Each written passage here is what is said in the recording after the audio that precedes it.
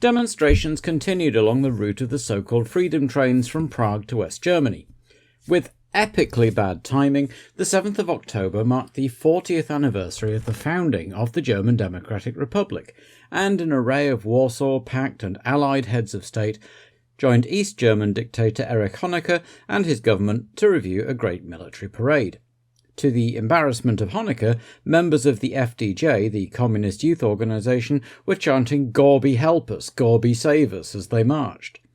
The date was marked by mass demonstrations across the country, which continued afterwards, centred around the city of Leipzig, and were met by soldiers and police.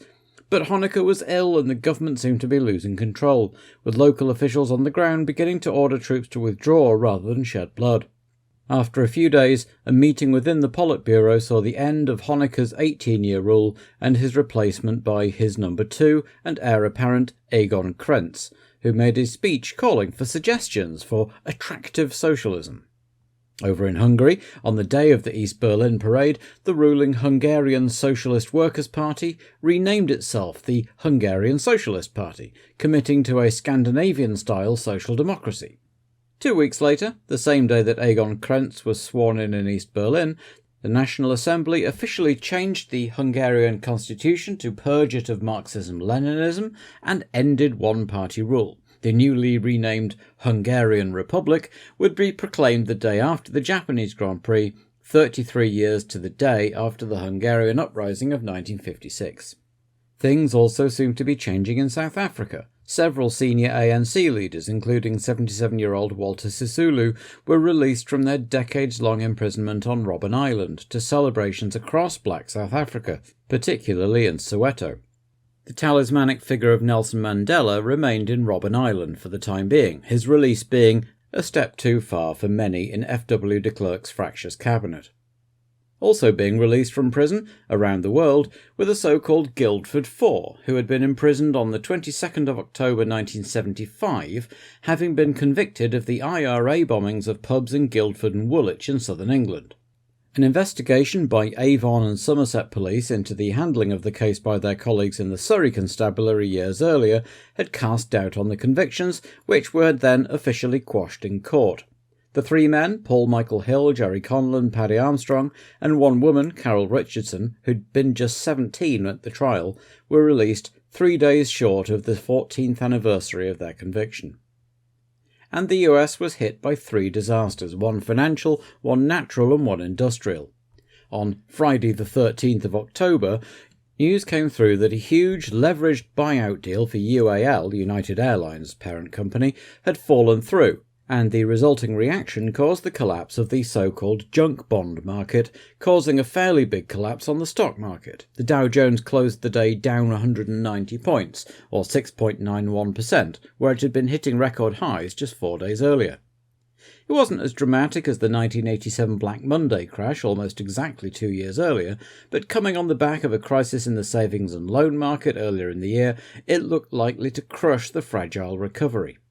A few days later, the Loma Prieta earthquake hit the San Francisco Bay Area during a live broadcast of the World Series baseball game between the Oakland A's and the San Francisco Giants. Thanks to the game, fewer people were on the roads than might otherwise have been the case, but nonetheless, 63 died and many more were injured, many when a freeway overpass collapsed. 6 days later, a series of explosions ripped through the Phillips chemical plant in Pasadena, Texas, which was producing high-density polyethylene, used to make milk bottles and so on.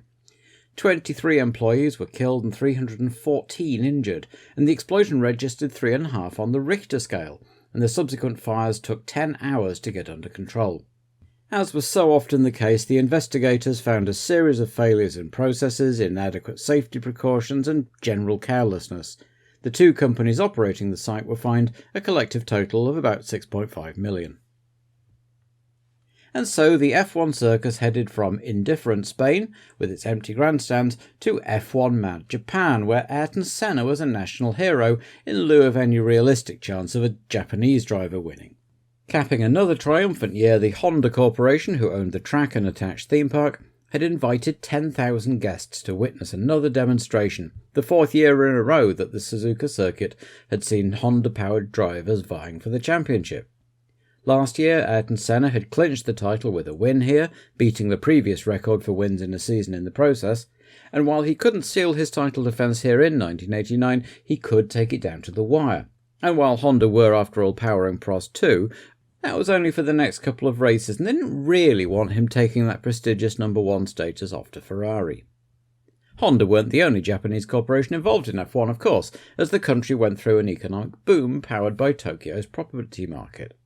Akira Akagi's property company Leighton House were already involved as sponsors of March and Ivan Capelli, and despite their pretty rotten season so far, they had reaffirmed their commitment to team and sport for next year.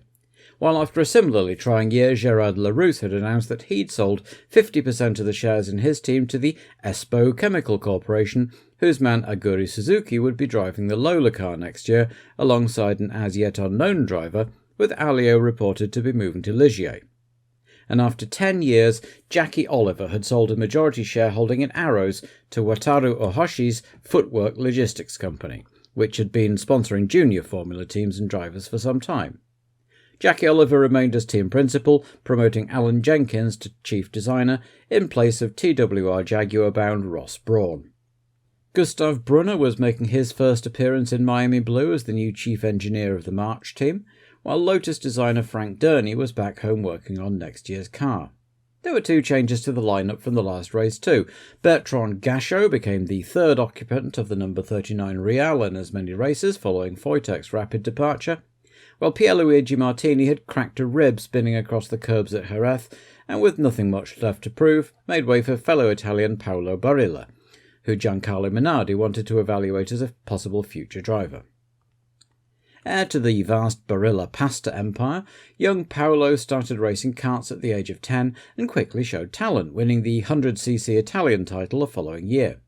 He moved through Formula Fiat Abarth into Formula 3 in 1981, finishing 3rd in the Italian series and joining the Minardi squad in Formula 2 the same year. He had little success in F2, but by this stage was concentrating mostly on sports car racing, winning Le Mans in 1985. Returning to open-wheel racing in 1986, he entered Formula 3000, but again found little success, with just a 4th place at Brands Hatch in 1988 to show for his efforts. By 1989 he was driving in Japanese F3000 and was offered a test by his old employer Giancarlo Minardi, and did enough to convince him to give him an F1 drive in Japan. Despite the season nearly being over, the teams were still working hard to improve their cars. AGS had spent 3 days testing in France, while with their home race coming up, the engineers at Yamaha had been working feverishly with the Zakspeed team, staying behind to test at Jerez before moving to Tsugo in Japan for more. Williams had also spent 3 days at Jerez after Boutsen had had a dreadful weekend in the new FW13 car, and they thought they'd got it sufficiently sorted for both drivers to run the new car in Suzuka. And Benetton were using a new evolution of the Ford V8 engine for Sandro Nannini. Nicola Larini topped the PQ times again in a Zazella, with the 2 Lolas making it through, alongside Bernd Schneider in his Zakspeed, the first time since Brazil that one of Eric Sikowski's cars would grace main qualifying. Though, sadly, Yamaha's better engine didn't help Suzuki make it into his home race. All of which meant that for the first time since Monaco, neither of the Onyxes made it through, with Johansson suffering a fuel pump failure and Leto just never quite getting the hang of the tricky circuit. The Honda execs were happy on Friday when Senna topped the timings, with Mansell 1.2 seconds behind, and even happier on Saturday when Prost put his car on the front row, albeit 1.7 seconds behind a fired-up Senna.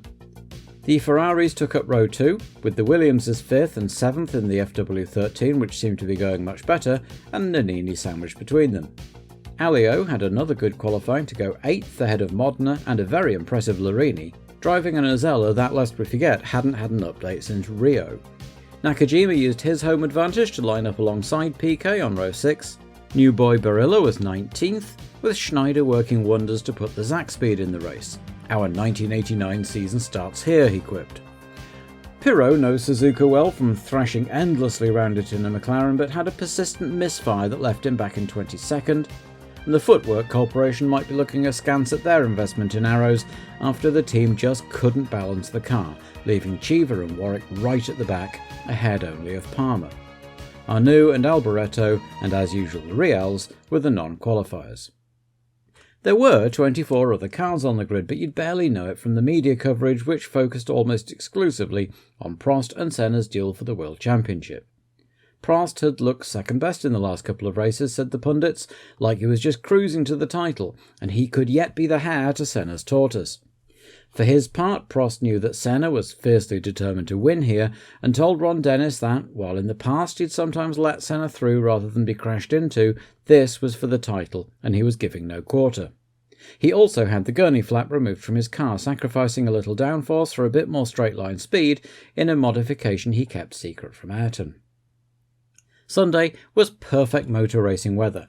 Cool, lightly cloudy, a bit of a breeze, and just enough dampness in the air to give the cars visible vortices on their rear wings, and the circuit was packed. Brundle and Capelli would both line up in their spare cars after morning warm-up problems, while Palmer had a fuel leak and would have to start from the pit lane. Not that it made much difference, as he was last on the grid anyway.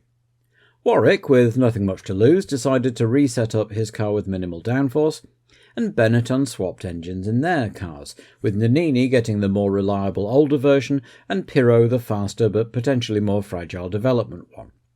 And as the cars headed off for the parade lap, Barilla's Martini emitted a cloud of smoke when he accidentally set off his fire extinguisher, but finally got moving and headed off in pursuit of the others. David Hobbs, over on the ESPN coverage, had one thought about the way things might go as the cars lined up. Of course, as some cynic pointed out this morning, all it needs is Alan Prost to run into Ayrton Senna at the first corner and put both cars out of the race, and Alan Prost is your world champion. I don't think he's made of that sort of material, but I suppose it would be a thought if it goes down to Adelaide. But when the green light came on, Prost got the better start and Senna seemed slow away, even looking like he might lose second to Berger before reasserting himself into turn 1, with Nannini leaping up to 4th and Mansell dropping back to slot in between the two Williamses. Further back and off camera, Paolo Barilla's debut ended very quickly when his transmission failed pretty much straight off the grid, which probably saved the stewards the bother of disqualifying him for not having a working fire extinguisher. So Prost led Senna and immediately began to pull away, 1.4 seconds ahead by the end of lap 1, by which time Sala had also joined his teammate in retirement, courtesy of being nerfed off by Nakajima, and Schneider didn't last much longer, the strain on the Zakspeed's gearbox of actually doing PQ, qualifying and a race start evidently too much for it. That wouldn't help their quest to retain their West sponsorship for next year or find an alternative. Prost was still pulling rapidly away over the first few laps, possibly due to his changed setup, or possibly just pushing harder to make Senna chase the win, with only 1 or 2 real overtaking spots on the track. Ayrton was likewise leaving Berger behind, though not as rapidly. Larini was having some brake problems that saw him go bouncing over the grass and nearly collect Gugelmin, while Pirot was setting out his stall for a 1990 drive on what was almost home tarmac for him, having made his way up from 22nd to 12th by the end of lap 7, and was in an entertaining scrap with a lazy Brundle and Nakajima, tipping the Tyrrell into a spin as he came past. Mansell got past Patrese off camera, while the gap from Prost back to Senna had stabilised at around 5 seconds. The race had spread out already, but with Goodyear expecting at least 1 pit stop each here today and a long way still to go, there was lots of time for that to change. Mansell gradually caught up with Nannini in 4th, but pitted early for new tyres on lap 18 and dropped back to 7th, as Prost caught the first of the backmarkers, Alliot, Cheever and Guillard. The young Frenchman had gained a bit of a reputation of having absorbed some of Arnoux' reluctance to be lapped, but here he practically leapt out of Prost's way. Senna, of course, is famously incisive through traffic, and again with the help of Monsieur Guillard, was quickly through in pursuit. Nannini was next in for a relatively slow stop of 9.6 seconds, and then it was Prost's turn, in from the lead after lapping De Cesaris, who was chasing his teammate Caffey. So Senna swept past into the lead as the McLaren team turned Prost round in less than 8 seconds, and he nearly collided with Guillard before emerging just ahead of Berger as Senna set about tackling De Cesaris. But Senna was in just 2 laps later rather than trying to build a lead, and a problem on the front left meant he was stationary another 2 seconds, and returned to second as Berger made his stop. So that was pretty much all the top 6 on new rubber, and it was as you were as half-distance approached, with Prost leading Senna, Berger, Nannini, Mansell and Patrese. Prost's lead was 4.6 seconds the next time around, with another cluster of backmarkers in front of the Frenchman, and Senna on a do-or-die mission, setting a new fastest lap as he chased. Not Not that Prost was just driving the taxi either. He was also, after all, driving for the title, and just as determined to keep it out of Senna's hands and, as he saw it, thumb his nose at McLaren in the process. Capelli extended his non-scoring streak to 15 with the suspension failure on lap 28, Laurini's brake problems having put paid to his progress a few laps earlier, and Guiard had an engine blowout and dropped oil all down the main straight on lap 32, just before Pirot tripped over to Cesaris while trying to lap him and ended up in the sand trap, while Andrea, the innocent party for once, was able to keep it going and rejoin.